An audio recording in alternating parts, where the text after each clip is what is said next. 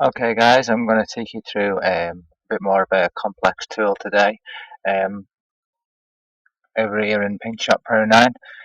So today we're going to have a quick look at something called the clone tool. Now the clone tool can take a texture or a small section of an image and copy it from one image to another, or from within the same image over the same spot. You can use the clone brush usually to get rid of scratches or anything like that in your environment. But the example I'm going to use today is I've got this picture of these three books, and I want to put my own things on these books. I don't want these things that are written here. So what I'm going to do is I'm going to use this clone brush. Now it looks like this, sort of two people facing each other. I think it looks like.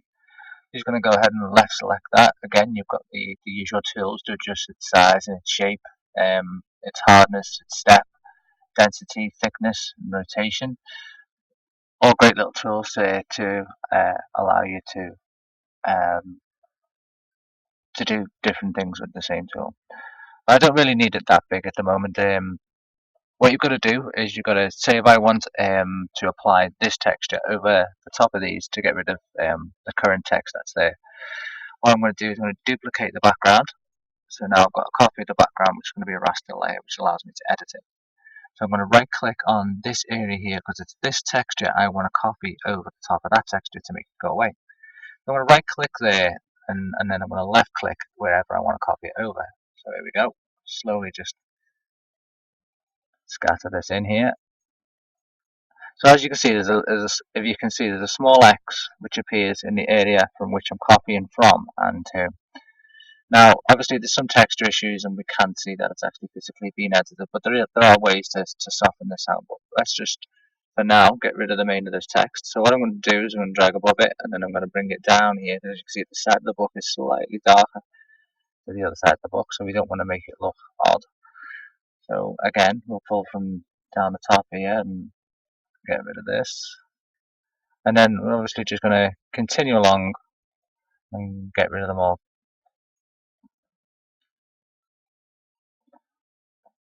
Don't have to be overly too accurate.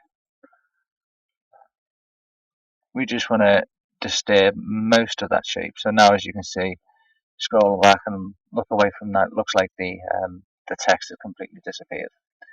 So I'm just going to go through that again quickly. So what you do is you can select down here, you can select scratch remover, or you can select the actual clone brush itself. You're going to right click on the area you want to copy, and then you're going to use the left click just to erase that away. Okay. Now as you can see there, I'll always try and copy it relative to the same space.